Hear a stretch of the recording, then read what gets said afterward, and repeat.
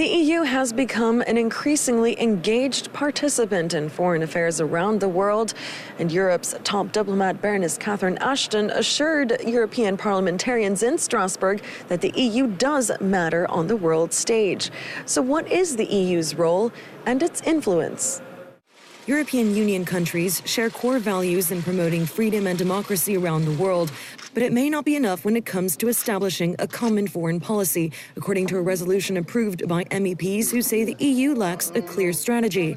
Brussels has garnered some acclaim for brokering difficult talks between Serbia and Kosovo, as well as mediating ongoing negotiations to stop Iran's nuclear program.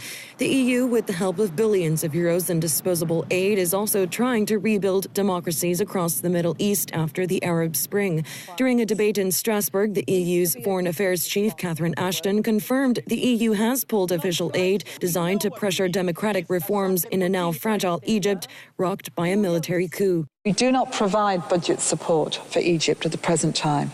We do support socio-economic projects for people, especially the most vulnerable, in healthcare, in our school feeding programs, in looking to help poor neighbourhoods and programs for women.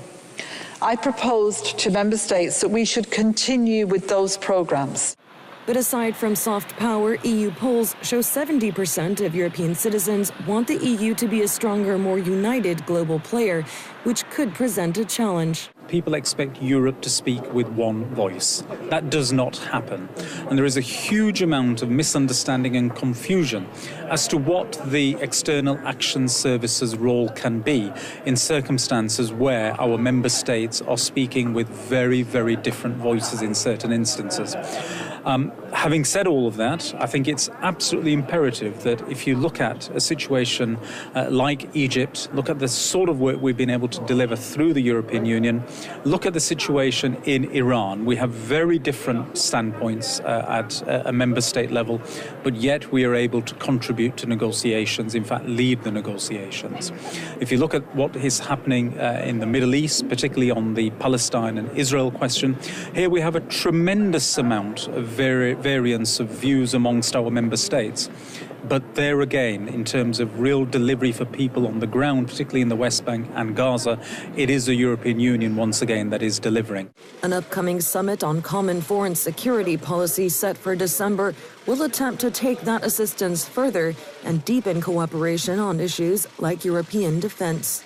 The EU hasn't yet fully grasped the reins of foreign policy from its member states and has no explicit intention to, for as long as its 28 members remain autonomous, sovereign, independent thinking countries.